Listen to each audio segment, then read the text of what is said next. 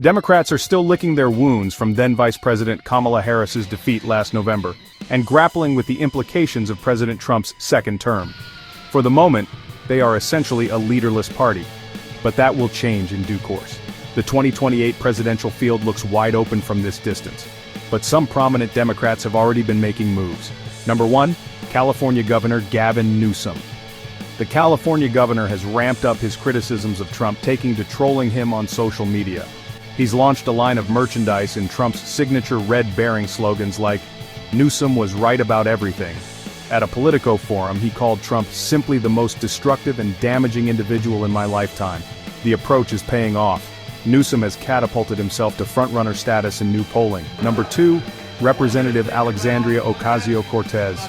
If Democratic voters want generational change and a shift to the left, AOC is the obvious choice. Still only 35, she's easily the most prominent Democratic politician of her generation, with an enormous social media following. Her policies cast aside center-leftism, seeking Medicare for all, the Green New Deal, and the abolition of ICE. The big crowd she drew alongside Bernie Sanders demonstrate her appeal to progressives. Number 3, former Vice President Kamala Harris will soon embark on a book tour for her 107 Days campaign memoir. Her 2024 campaign had striking highs, like when she was widely judged the winner of her debate with Trump, and awkward lows, like when asked what she'd do differently from Biden, she said, "Not a thing comes to mind." Much depends on whether voters see her as someone who could do better second time around, or someone the party should move on from. Number 4, Maryland Governor Wes Moore recently found himself in a bizarre Trump-related spotlight. Trump claimed Moore told him at the Army-Navy game that he was the greatest president of my lifetime. Moore responded with a simple LOL. At 46, he would bring generational change without AOC's left-wing agenda, though he's not well known nationwide yet. Number 5, Illinois Governor J.B. Pritzker has locked horns with Trump over National Guard deployment to Chicago. Pritzker called potential troop deployment illegal, unconstitutional, and un-American. The combative Pritzker is a scion of the Hyatt hotel family. Forbes estimates him as America's wealthiest political officeholder with a net worth of $3.9 billion, a potential double-edged sword. These early frontrunners face challenges from a deep bench of Democratic talent, each bringing unique strengths and potential vulnerabilities to the 2028 race. Number 6, Michigan Governor Gretchen Whitmer has been seen as a rising Democratic star for some time. She went viral for all the wrong reasons, using a folder to shield her face when Trump signed executive orders. Her success in winning 2 terms in a key battleground state recommends her to Democratic insiders. But would the party be reluctant to nominate a woman after doing so twice in the past 3 cycles and losing both times?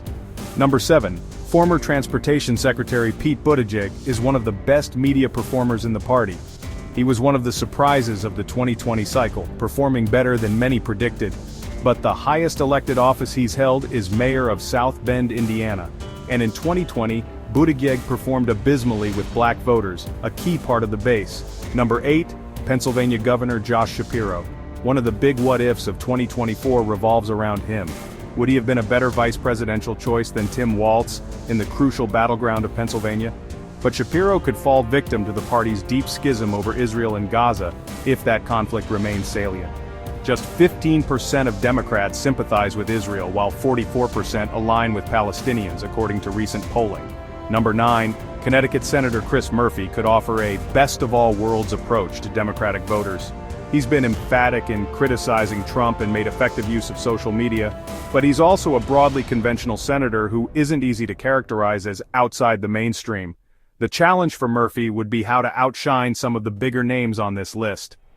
Number 10, Kentucky Governor Andy Beshear has enjoyed remarkable success for a Democrat in a deep red state.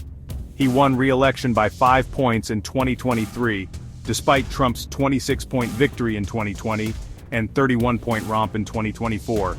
Beshear built his record focusing on nonpartisan topics like infrastructure investment, but he held the liberal line, vetoing a Republican bill that would have almost completely banned abortion. Could Beshear be a 2028 dark horse? Maybe, but it's just as likely that primary voters want a more fiery and progressive standard-bearer. From Newsom's frontrunner status to Beshear's dark horse potential, the 2028 Democratic field promises to be one of the most competitive and consequential in recent memory.